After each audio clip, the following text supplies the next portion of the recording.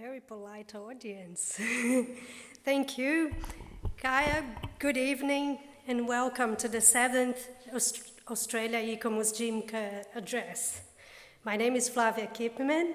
I'm a Vice President of Ecomus Australia and I'm delighted to be here this evening as your MC. It's wonderful to see so many of you here in this room at the Freemantle prison. It's looking fabulous. And also, hello to those of you watching on the live stream from wherever you are in the world. Tonight we celebrate the International Day of Monuments and Sites with the Australian Ecomus Jim Kerr Address and have the opportunity to reflect on heritage changes. We have here some special guests with us this evening, so welcome to the Honourable Emerita Professor Dr. Carmen Lawrence, Mr. Alan Kelson, member of the Heritage Council, Mr. Brendan Moore, former chair of the Southwest Aboriginal Land and Sea Council, who will be welcoming us to country, and other distinguished guests. So now I would like to welcome Mr. Brendan Moore to deliver our welcome to country.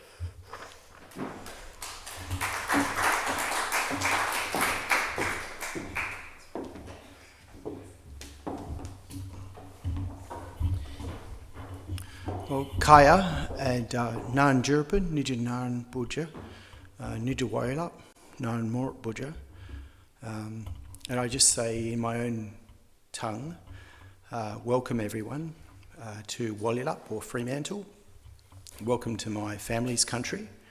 And I did a bit of research about Freemantle Jail and realised that one of my grandmother's brother was imprisoned here, he can't remember what he was here for, but he made it out and lived a life afterwards. But also that there have been obviously a lot of Aboriginal people imprisoned in Western Australia. But interestingly, and I'm on another role I have is I'm a member of the Wajimup Aboriginal Reference Group, and more recently we've been talking about the heritage and talking about the narrative at Wajimup. And for us, Noongar people, Wajimup represents one of the largest burial sites in Western Australia and in Australia.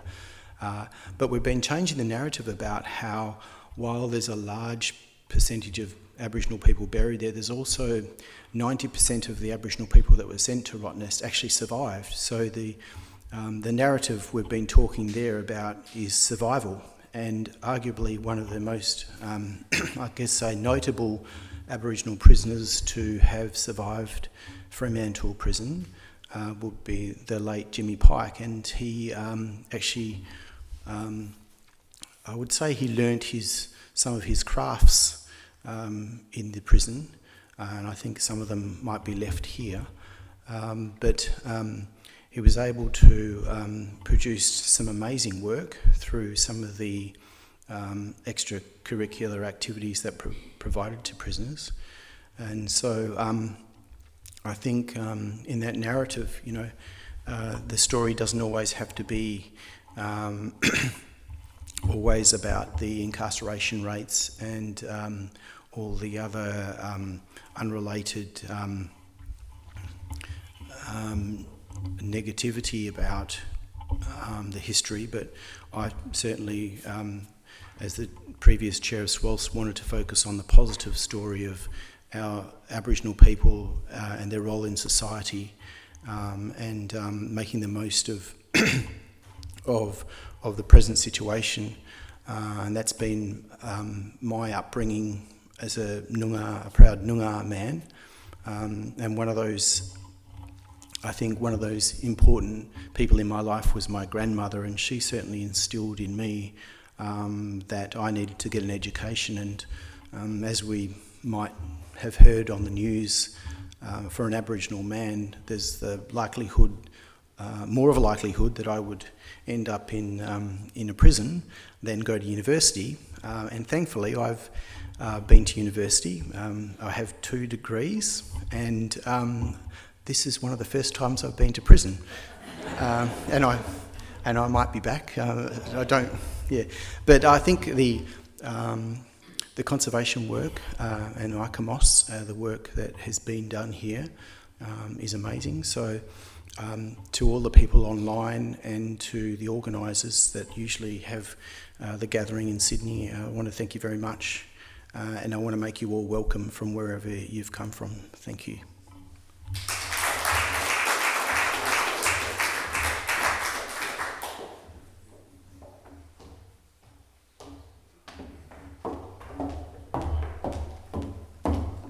Thank you, Brandon. That was fantastic. So Australia ICOMOS across the lands and waters, states and territories acknowledges that we are meeting on the land of the first Australians. We know that this land was never ceded, and we respect the rights and interests of Australia's first people in land, culture and heritage.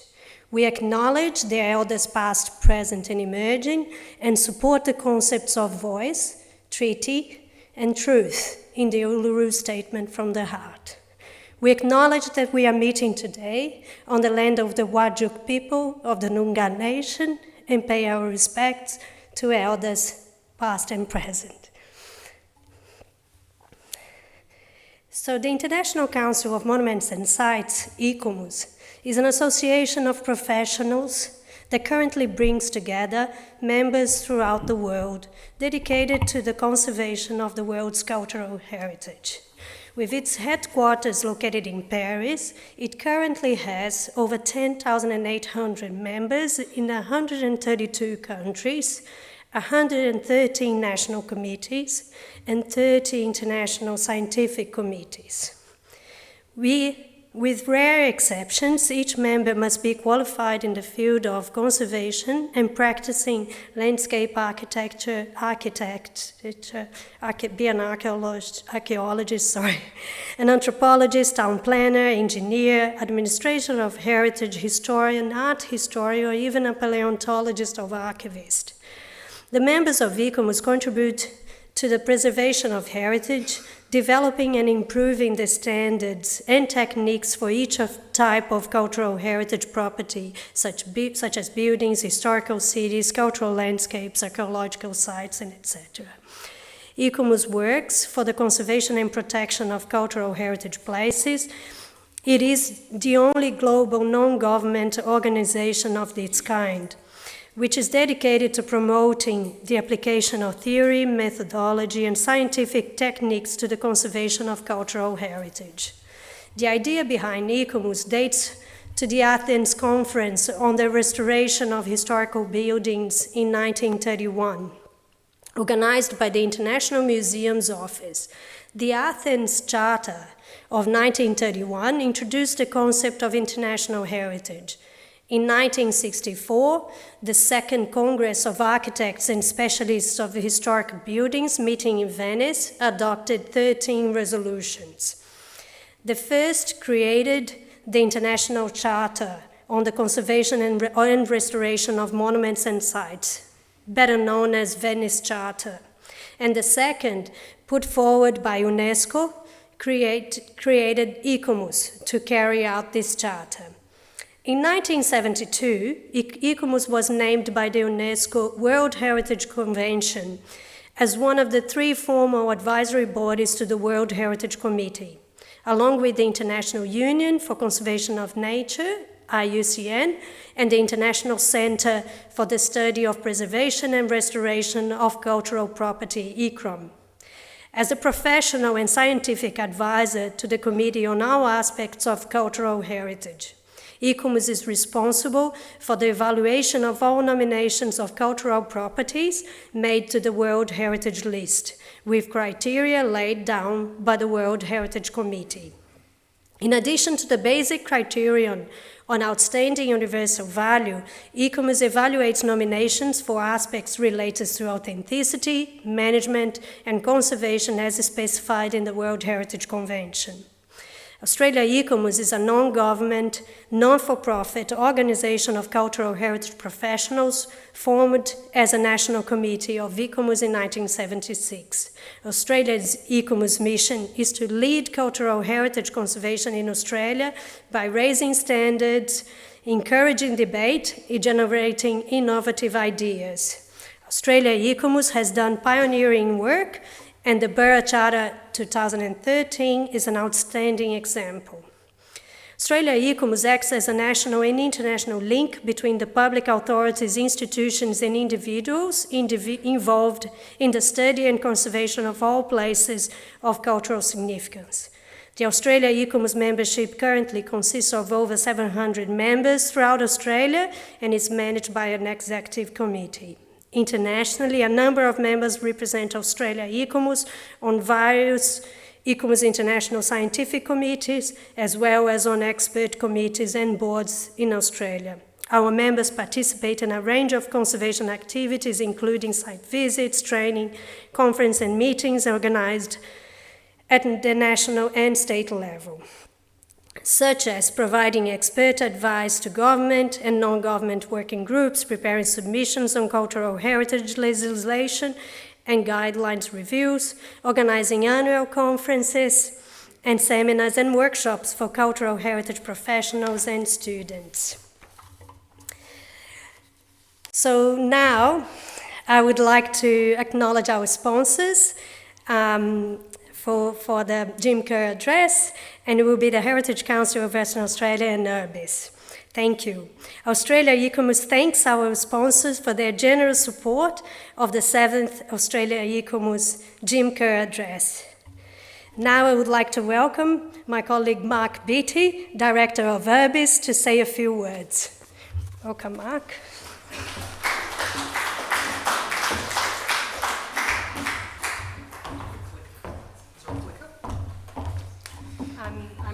No clicker, I'll just nod. Yeah. Thank you, Flavia, and thank you, Brendan, for that welcome to country. I too would like to acknowledge the Whadjuk Noongar, whose lands we meet today, their elders past and present, and I'd also like to acknowledge the amazing contribution that our Aboriginal community has made to our progress in society over the last few months. There's a lot of cultural strain on that community now, and I thank them for that at the moment. Ladies and gentlemen, distinguished guests, of which there are several, it's my pleasure on behalf of Urbis to welcome you to the 2023 Jim Kerr Address. I'll try and keep this brief because I know a lot of you have been to these events before where a sponsor stands up and talks for half an hour, far too long, and bores everyone.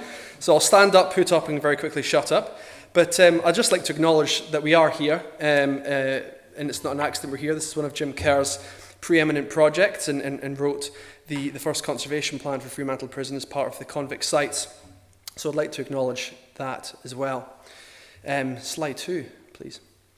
Jim Kerr's legacy is synonymous with how we understand significance and conserve cultural value, and I think most of us here today are involved in that in one way or another. It just so happens to align with our core philosophy at Urbis, which is that change is inevitable, and we're here talking about heritage changes tonight. Our role as professionals in the field is to manage that change for a sustainable future, and that might mean different things to different people.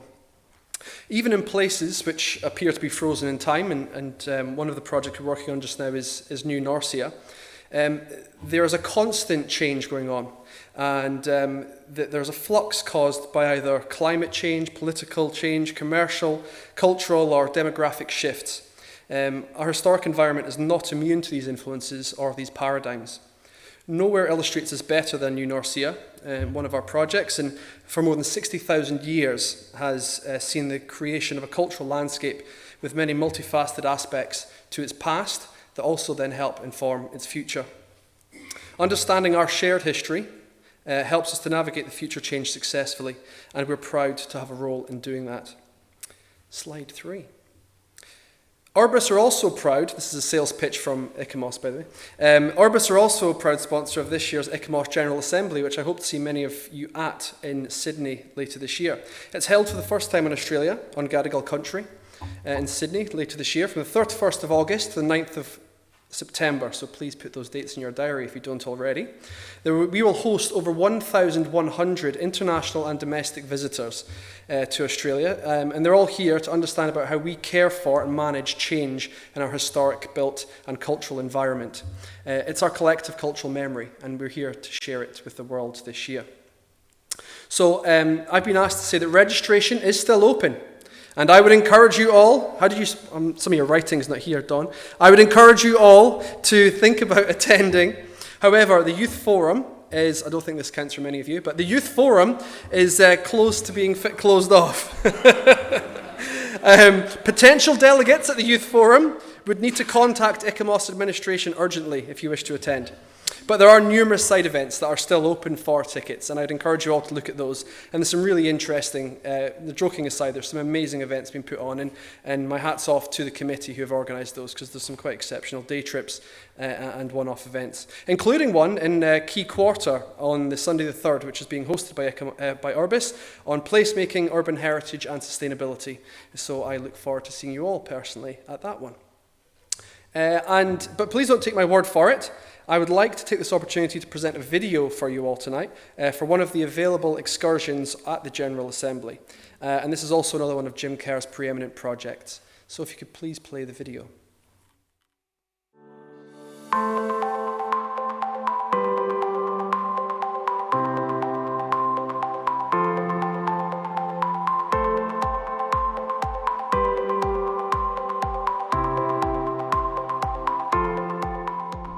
My name's Janet Carding, and I'm the Executive Director of the Harbour Trust. I'd like to welcome you to Cockatoo Island, the largest island in Sydney Harbour. Cockatoo Island is very important to the community. The First Nations people tell us that this island was Warriamar, a meeting place for people from the different nations around the harbour. Then it was a convict precinct, and I'm surrounded by the World Heritage Site here. And then it became a naval dockyard, extraordinarily significant in the outcome of World War I and World War II. And in a similar sort of way, this has become, over the last 20 years, a place for Sydney-siders to come and gather, whether it's for special occasions, festivals, to see art, or to understand the history of the country around them. We're delighted that as part of GA 2023 for ICOMOS, that there will be a youth forum here on Cockatoo Island. And I think it's a really good moment to come here because you can understand more about the history of Australia, both modern and from a First Nations perspective. But also, we're in the midst of master planning this very special place. We're looking to see how over the next 10 years or more, we might activate more of this site. We might bring some of the buildings that aren't in use into life once more for community benefit. And by being part of the Youth Forum, you can help us with that.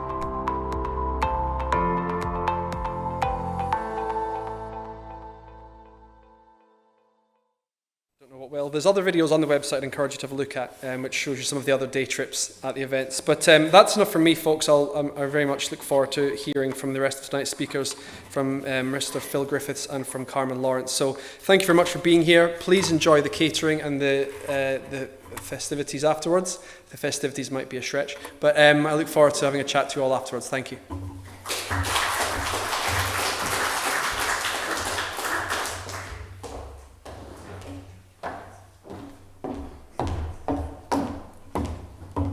Thank you, Mark. Some great highlights here, which I'm sure we will look at in more depth throughout the evening. Ladies and gentlemen, please now welcome Mr. Phil Griffiths to the stage.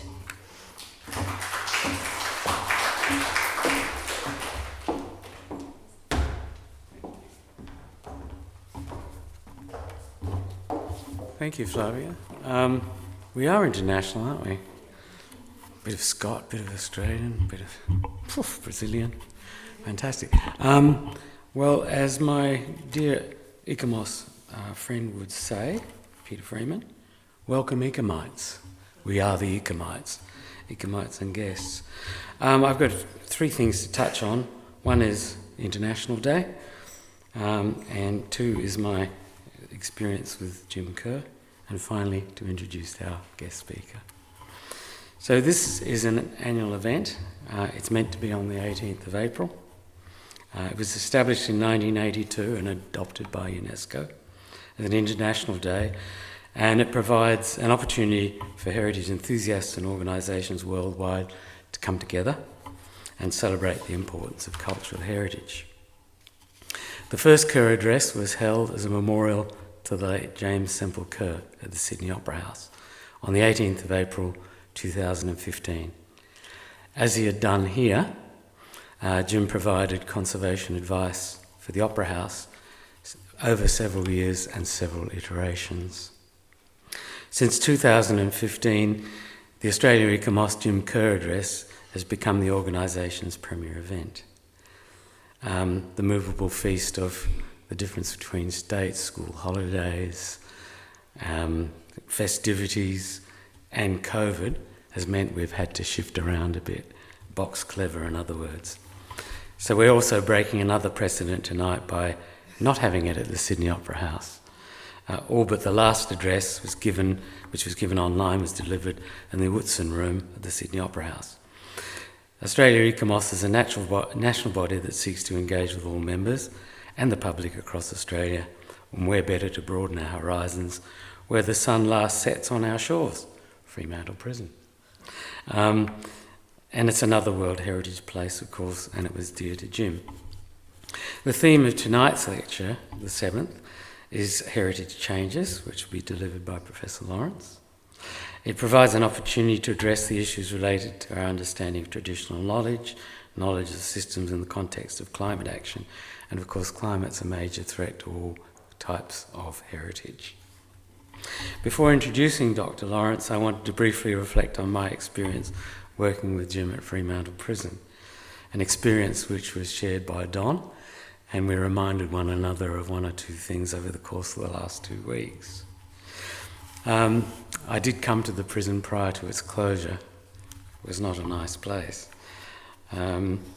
Lots of tales about that, but by 1991, the then Public Works had written up a lot of research in anticipation of the closure of the prison and some not very clever visions about what the future might hold. The work was rich in research and very light on guidance. Then in 1992, Kerr was brought across by the successor of the Public Works, the Building Management Authority, bringing his vast knowledge of prisons to prepare the first Fremantle prison, a policy for its conservation. Unlike the preceding documents, it was a slim 57 pages and brought together those volumes of previous work and provided some very good basic guidance. 6 years later, Jim was brought back by another successor of the Public Works, Contractor Management Services, and the Fremantle Prison Advisory Trust, of which I was a member. This was a more collaborative approach, bringing together a wide range of skills and experience in managing the place. There was a lot of hard work done and a lot of fun had, and Jim must have enjoyed it too, because in his acknowledgements, he said of Don, "Thank you, and thank you for your corrections to make the policies more accurate and relevant." He called Don his chief fixer. Curiously, he thanked me for sprinkled cool judgment when it was needed. I think it was a bit of a double act with Don and I. We had a lot of fun. The reviewed document ballooned into 67 pages from 57. By the end of it, he'd signed the guest book, "See Fremantle and Die." Between the draft and the final for Fremantle Prison in 1998, he went to the UK to help the Lotteries Fund there promote the idea of conservation planning as a rational and measurable way of managing the conservation in places and assist in prioritising funding. Good man to do it. Don's also reminded me that Jim was widely recognised for his generosity, and that generosity extended to giving the publication rights of the conservation plan that he wrote to Australia Ecomos, so that it's now freely available to anyone. Since the second conservation plan, many of us here have been involved in the prison and various campaigns, and including the bid for National Heritage Listing and World Heritage Listing, development of policies, conservation of various elements, and adaptation of some parts of the prison. The project's been successful on so many levels including developing experiences, expanding interpretation, and visitation. It's one of the most visited sites in Fremantle. Now to Dr. Lawrence. Emerita comes from the Latin warrior, though now more commonly relevant to veterans or people who've retired from a retained position. I think I prefer warrior. Dr. Lawrence, AO, PhD, came into my life as the state parliamentary member for Subiaco, succeeding Tom Dador. And your trajectory is well known, but I have to say you're a terrific local member. You're very accessible and available and would open anything when the time came. School fates, the lot. So Professor Lawrence was the first woman Premier of an Australian state, as I'm sure you'll remember, an office she held during the decommissioning of the prison. And during Jim's first writing of the conservation policy. She was also chair of the Australian Heritage Council for 6 years and president of the Conservation Council of Western Australia. Dr. Lawrence has been a vocal champion of heritage, and I welcome her to the stage. Thank you.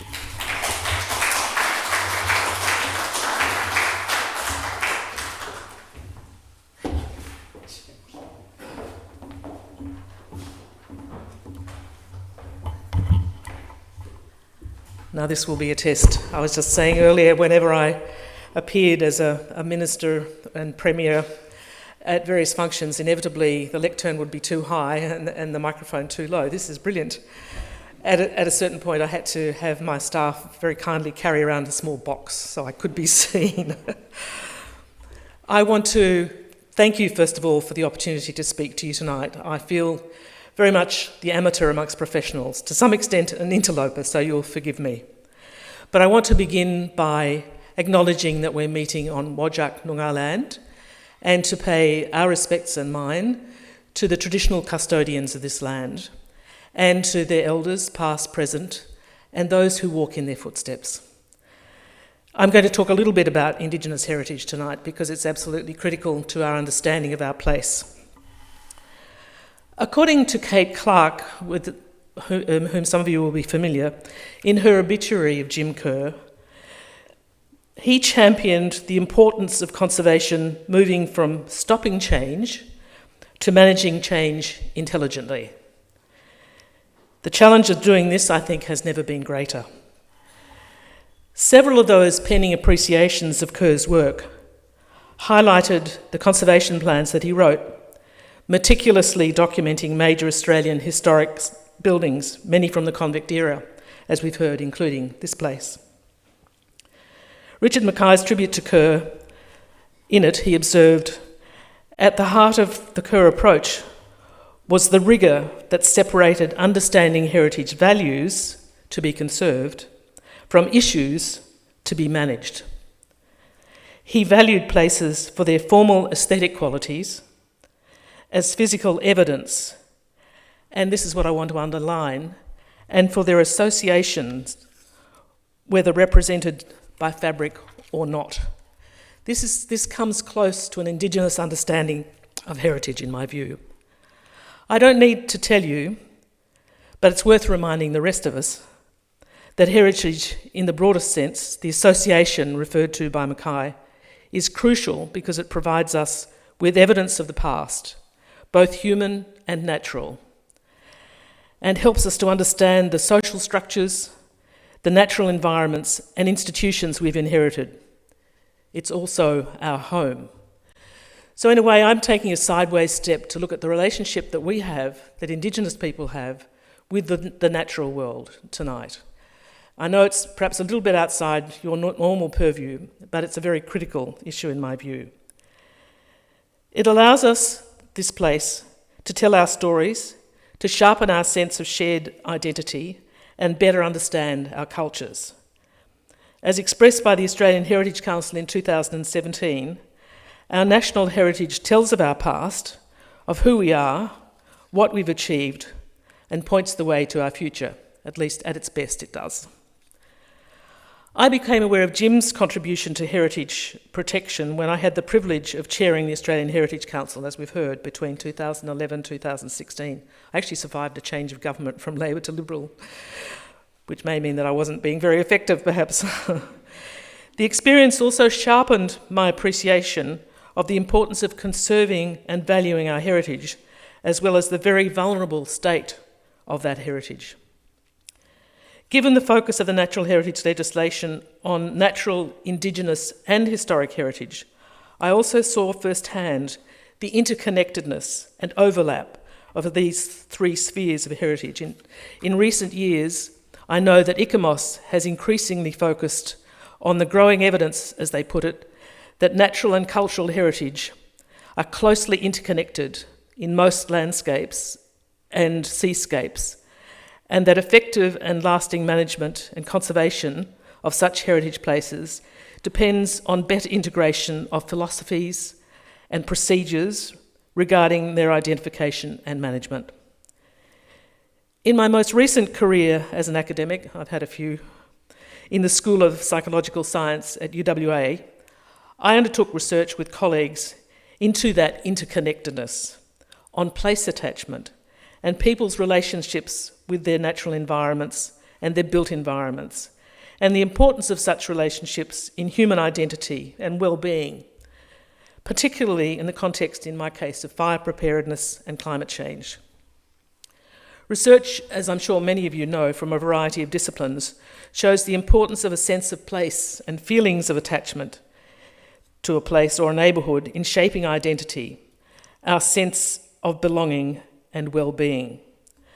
Most people have robust emotional bonds to their places and the natural world and the communities within them, although these links may be eroding as people become more mobile.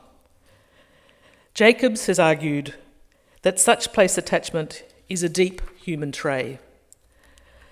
He says, people do not simply look out over a landscape and say, this belongs to me, although some do that. They say, I belong to this. Concern for familiar topography, for the places one knows, is not about the loss of a community, but about the loss of identity. People belong in the world. It gives them a home. And I'd underline that. This attachment has broader social ramifications, including in understanding people's reactions to the threatened destruction of treasured places. For example, one study of 4 communities in the US found that those with strong place attachment had better relationships with their fellow citizens.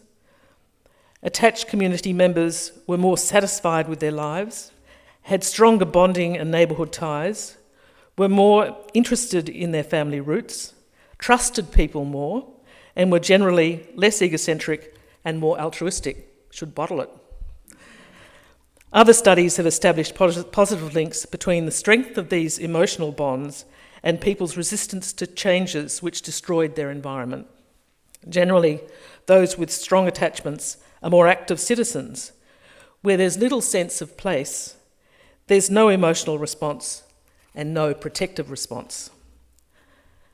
Our own surveys here in the southwest reveal that people who are strongly attached to their homes and neighbourhoods are the ones most likely to take actions to prepare for bushfires and to oppose threats to their local government's autonomy.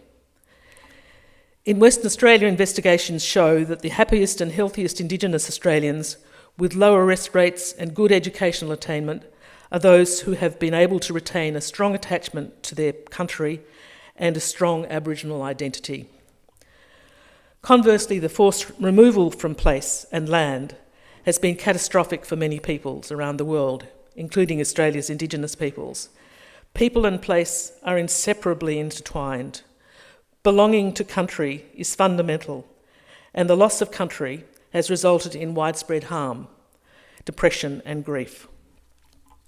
For all of these reasons, and for many I'm sure that you could add, protecting and celebrating our heritage in all its forms should be a fundamental goal for governments and communities, not just an add-on for the occasional ribbon cutting and media release, which I'm sad to say it often seems to be.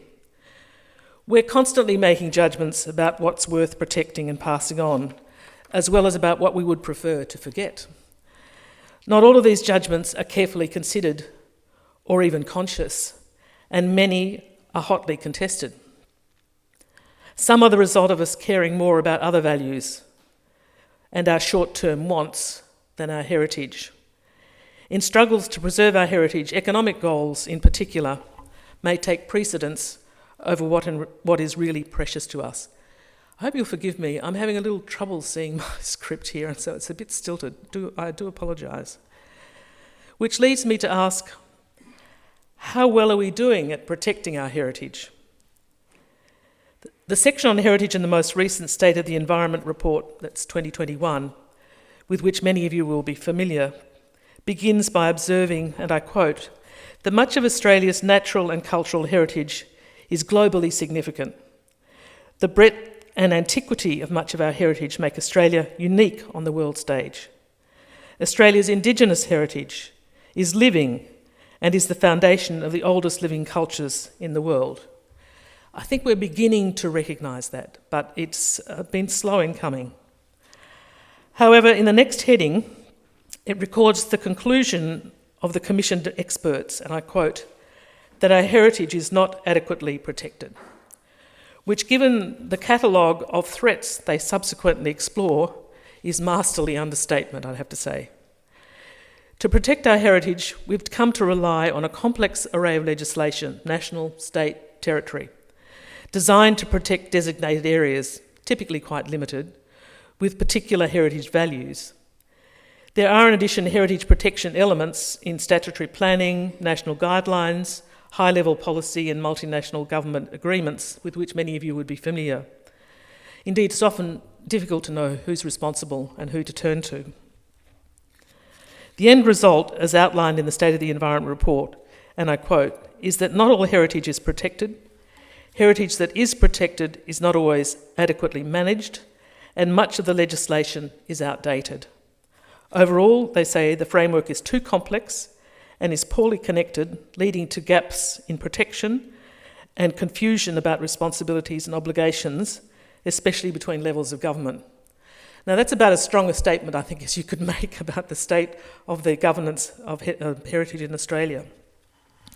Similar conclusions, of course, were drawn in the Samuel Review of the Environmental Protection and Biodiversity Conservation Act, under which heritage sits nationally.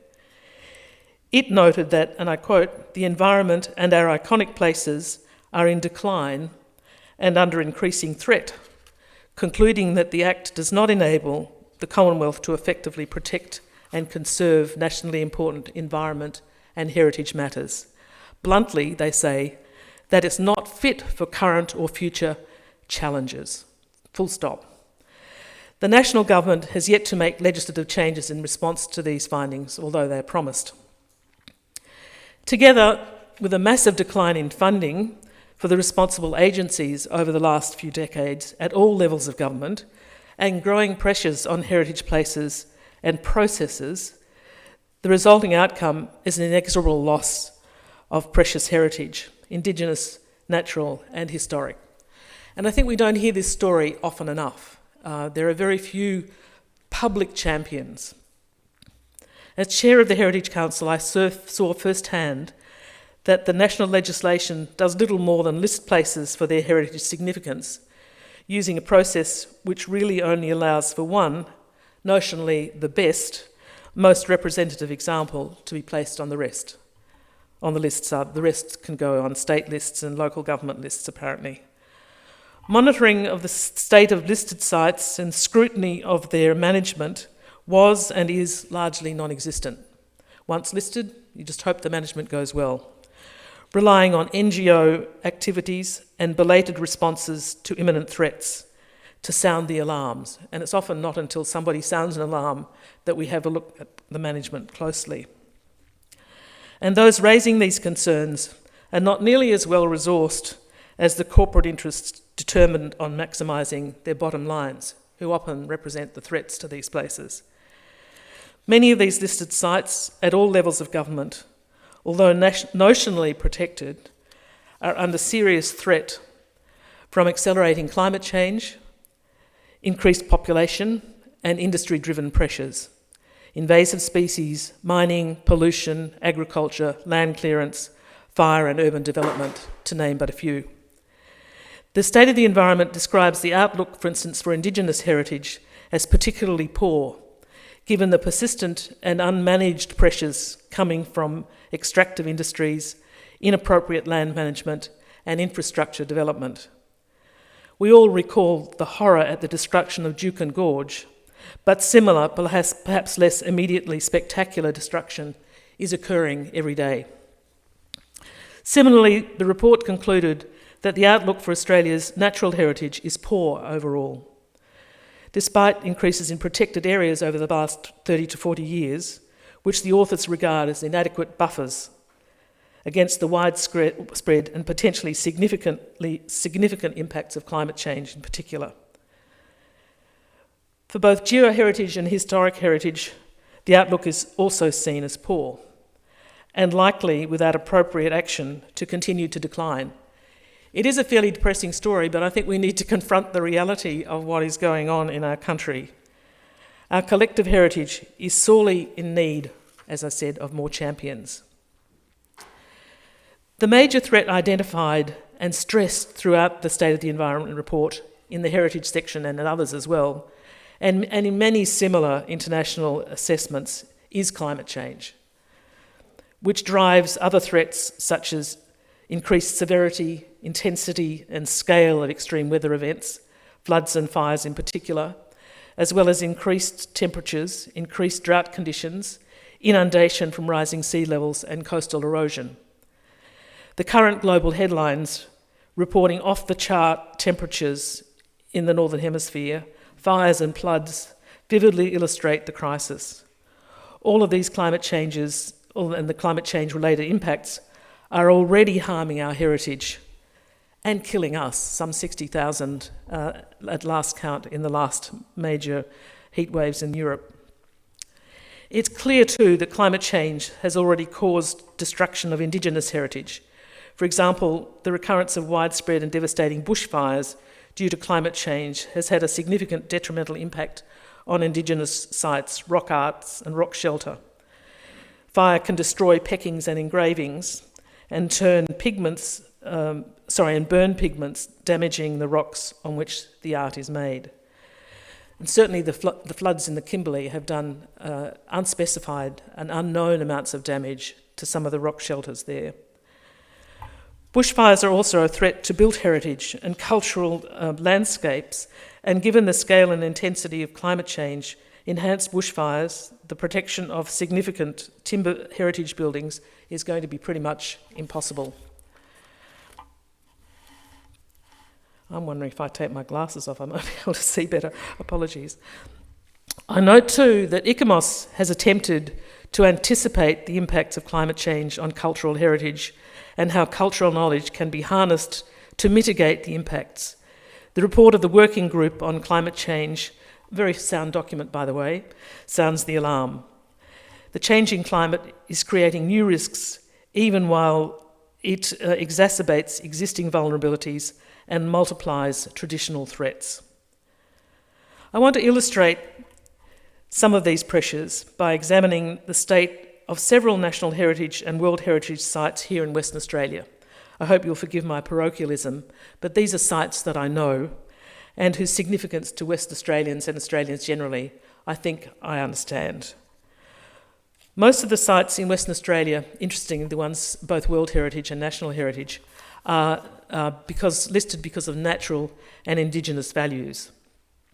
The West Kimberley, the Ningaloo Coast, Shark Bay, the Cheetah Rock Shelter, the Dampier Archipelago, Murujuga, Fitzgerald River National Park, Lizure National Park, Poonaluli National Park, Parongarup National Park, Stirling Range National Park, Wilgimaya Aboriginal Ochre Mine. You can see we're seen as the place of natural Indigenous heritage. In fact, it was just about impossible to get historic built heritage listed in Western Australia when I was on the council because somewhere else had already got there first.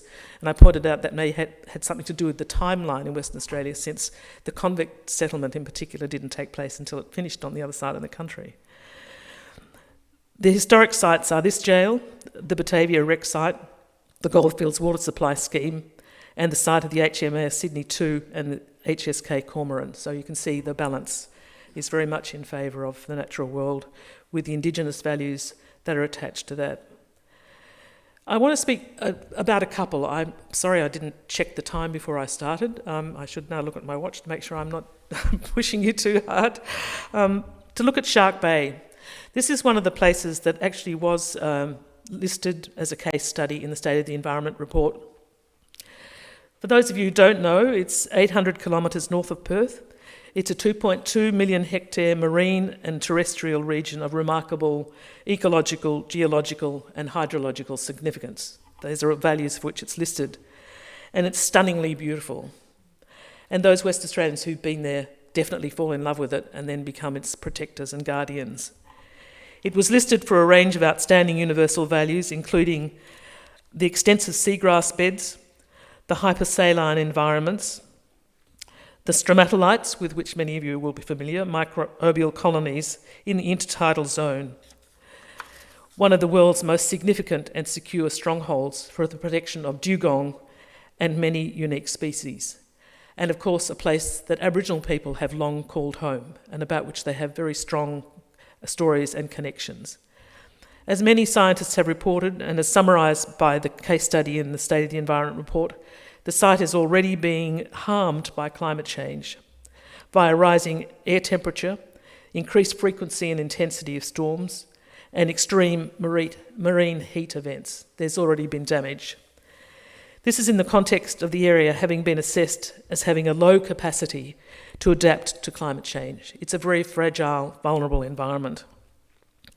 There are reports that the tropical marine life is already starting to move south due to increased sea temperatures, while the 2011 marine heat wave caused an estimated 25 to 40% loss of seagrass habitat. As a result, dolphin birth rates dropped and crab, prawn and scallop populations declined. And as we know, the loss of seagrass also represents a loss of carbon storage, important in climate change mitigation, so it's a double whammy. Cyclone Saroja, which some of you might have been aware of in 2021, packed a punch, causing a storm surge in the Hamlin Pool area, where the stromatolites are, resulting in widespread flooding and the introduction of terrestrial sediments likely to damage the Holocene carbonate environments. Ningaloo, too, is under threat. Like Shark Bay, the Ningaloo coast is vulnerable to the effects of climate change, and persistent attempts by industry to locate in the sensitive area at Exmouth Gulf, adjacent to the formerly protected area. This is a common story, unfortunately, in Western Australia. I hope you managed to watch Tim Winton's documentary on the wonders of Ningaloo and his exposure of the serial threats it has faced and is facing from industry. Ningaloo's located on the remote coast of Western Australia, but again is much loved by the many and increasing numbers who visit there. It is described by the Heritage Council as an astonishing place with dramatic land and seascapes, encapsulating unparalleled stories of the movement of continuity, changing climates, and the evolution of life over 150 million years. So this is very much the heritage of the human race and all the species on this planet that we're talking about. The Ningaloo coastal waters are home to extensive near-shore reefs, and these obviously are at risk from global warming and have already been damaged on at least one major marine heat wave. And below the surface of Cape Range on the coast is a network of caves, groundwater streams, pools and aquifers which are home to some very rare species. It's precious too to Aboriginal people. Rock shelters and artefacts in the Cape Range dating between 35,000 and 17,000 years ago are evidence of complex, sophisticated societies and the pattern of the lives of their forebears. Ningaloo was protected and listed both nationally and in the World Heritage List only after concerted, persistent action by environmental activists, scientists, and a huge public campaign. As Save Ningaloo campaign director Paul Gamblin reminded us recently, he still needs to have that role, it's 20 years ago that the then Premier Dr. Jeff Gallop stood on the beach at Coral Bay, Ningaloo, and announced that his government had ruled against a controversial marina project and would move to protect that fragile coastline. This decision followed one of the biggest community campaigns in West Australia history. At its peak, over 15,000 people gathered in support of protecting the reef from development. Save Ningaloo bumper stickers were everywhere, and politicians in this case did respond. Shortly after Gallup's decision and the government's support for the ultimately successful World Heritage bid for the area, an independent committee recommended that the adjacent Exmouth Gulf, critical habitat for dugongs, migrating humpback whales and many species of fish, as well as the mangrove ecosystems, should also be included within these boundaries. This was endorsed by UNESCO on the best available scientific advice, but sadly wasn't acted upon, probably because of pressure from the business sector, who continued to view it as a potential industrial site. As a result, the campaign continues. There have been several major proposals for industrial development in the interim, the most recent being an industrial port requiring significant dredging of major humpback whale resting and nursing places to service the gas industry in this case. And when you go to Ningaloo, you can see the flares off the coast, so it's very nearby. And the second is an enormous salt project in a nationally listed wetland. Under pressure, the government tasked the Environmental Protection Authority here to undertake a broad assessment of the Gulf. And the EPA reported that the Gulf was fragile and under increasing pressure from uncoordinated human activities, including tourism, it has to be said, and development, and recommended a very high level of protection for the eastern and southern portion. And in the event, they've set up a committee, including traditional owners, to progress the view that it needs greater protection. But the industries haven't gone away. I'm now going to abandon my notes because it's really causing me a great deal of stress trying to read them.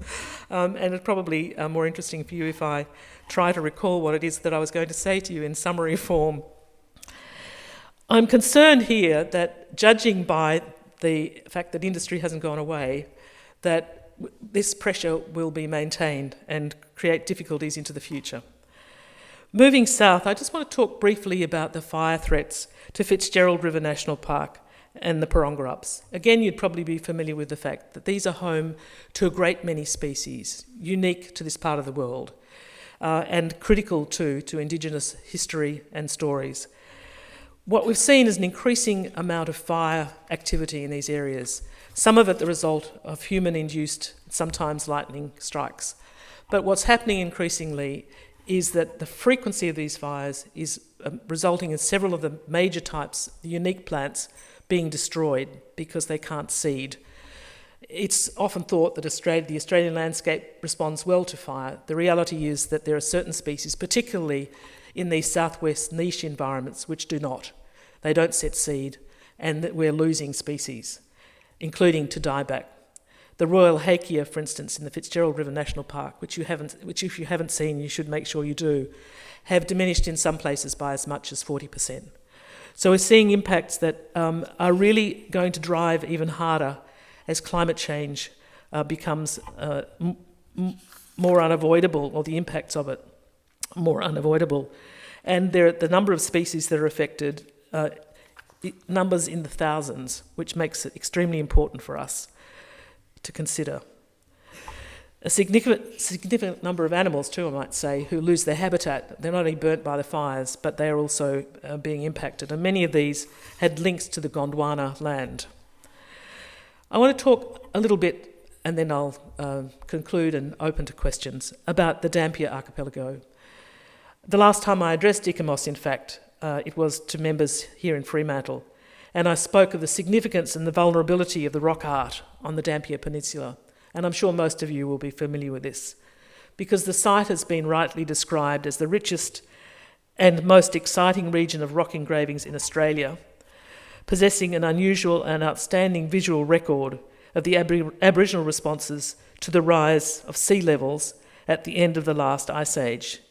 It tells the story of the long history of contact and shared visual narratives between Aboriginal societies in the region and the inland areas of Australia, and we're only just beginning to understand the extent of that. The precinct, covering 42 islands over a 45-kilometre radius, contains an amazing range and diversity of rock carvings, which together with campsites, middens, quarries and standing stones form an irreplaceable heritage.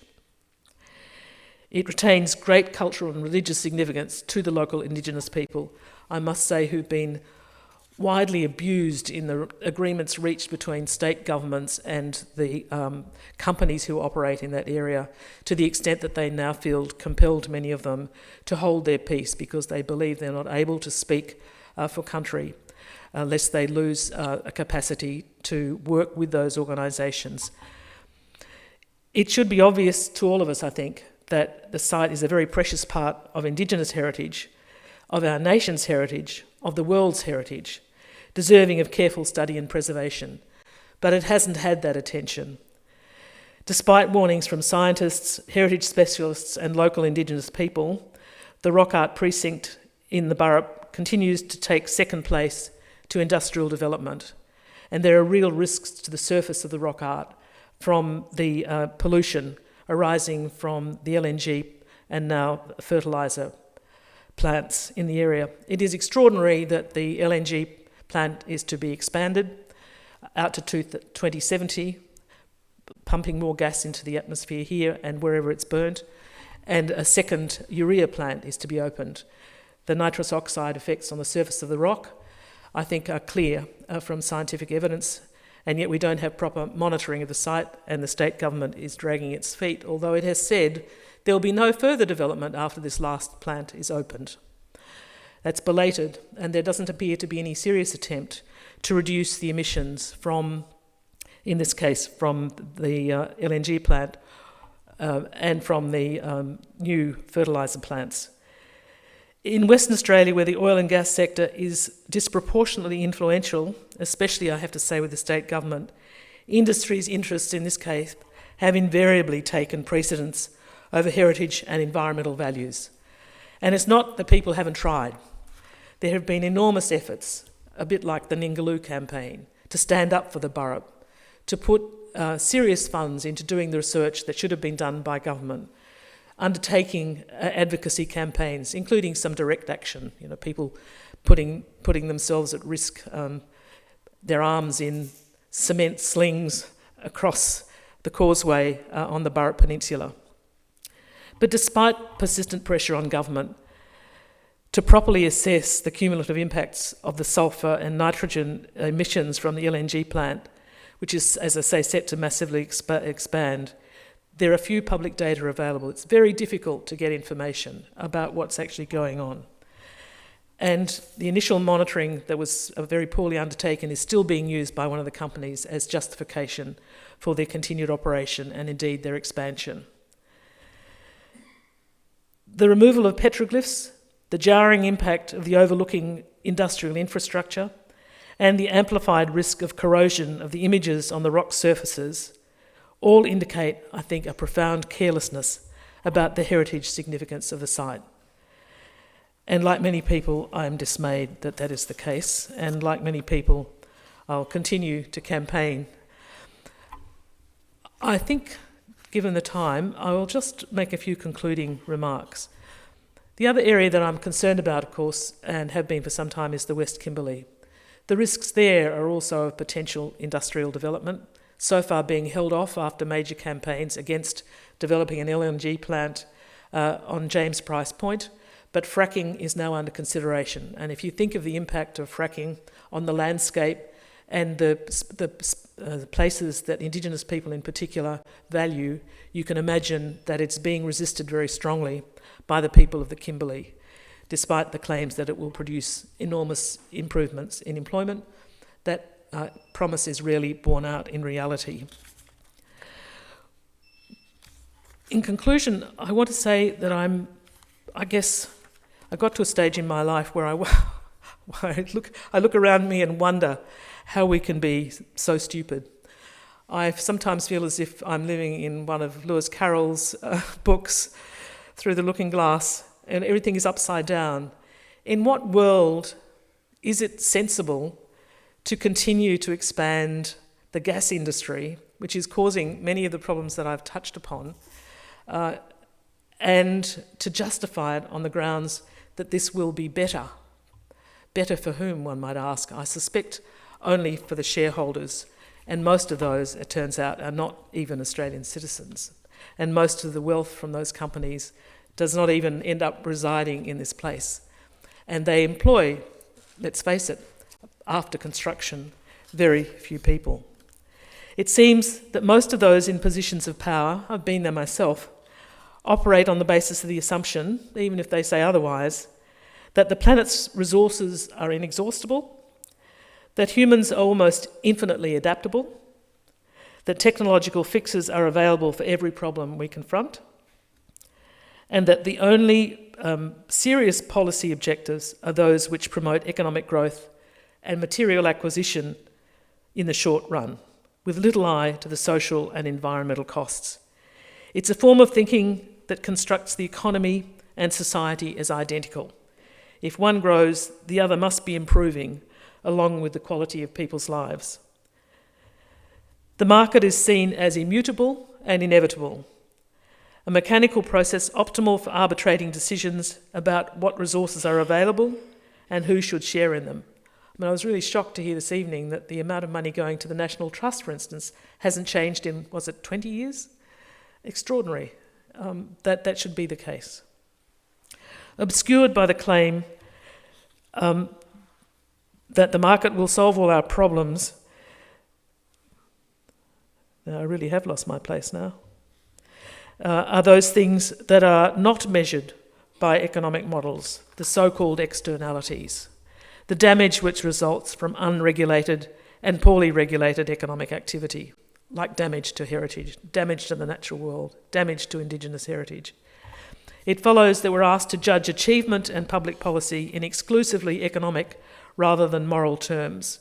When we consider whether to support a particular development or initiative, we don't ask whether it's good or bad, the moral question, whether it will help bring about a better society or a better world, but rather, how will it affect the economy, as if the economy was some entity out there, whether it's efficient, whether it will lead to increases in GDP, and if so, how much it will contribute to growth.